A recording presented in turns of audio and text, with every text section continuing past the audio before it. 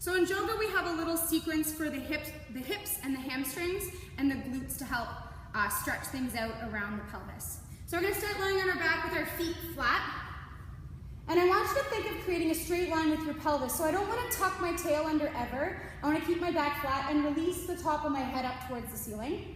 We're always going to start on the right for this. We're going to hug the right knee in towards your chest, interlace your fingers, and hold on to your shins. So here you'll do about 3 to 5 breaths, but sending the breath into the belly so your belly rises and pushes against your thighs.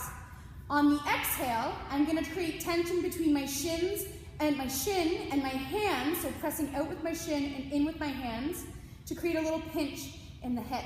So 3 to 5 breaths, breathing into the belly, creating tension on the exhale, and then we're going to release. The next bit is we're going to raise that leg up into the air. It can be micro bent, that's fine.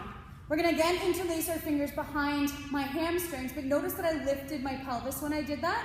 So I have to bend the knee and release the tailbone towards the ground. If I need to, you'll notice my head wants to come up. I can bend my elbows and bring my chin towards my thigh. So in this position, I've been able to keep a nice flat back without tucking my pelvis under. So here, I'm gonna push the leg away and hug the knee in towards me, my thigh in towards me. So I'm stretching out my hamstrings.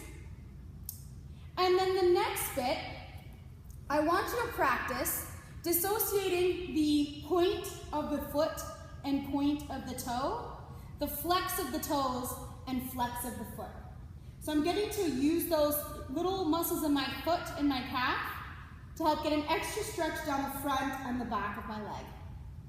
From here, we're going to end unflexed, lower my head and neck down, and straighten the other leg long, pressing that heel into the far wall. And again, it doesn't matter how straight or bent this leg is, I just want to push it that way. So we're looking for a stretch in the belly of the muscle. From here, we're going to do a bit of a twist. So my right arm is going to glue to the ground. My left hand is going to go to the outside of my leg. And I'm going to let this leg go over to the left, keeping my gaze towards my right hand. So I'm only going to go so far that my shoulder does not raise up off the ground. And if I need to, this hand can hold that leg in a pedestal. We're going to take 3 to 5 breaths where we breathe into the belly and create a nice sigh as we release the nervous system, relax the nervous system and release into the pose.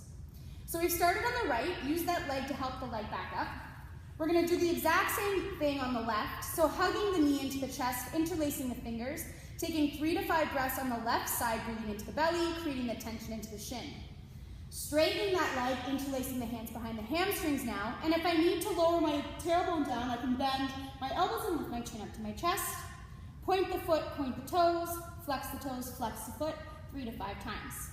End on flexed, and then lower your head and neck down, straightening your right leg away, pressing that heel into the far side, stretching out that hamstring on that side, glue the left arm down, take my right arm to the outside of the left leg, and then slowly lower this leg over to the side, looking towards my left hand.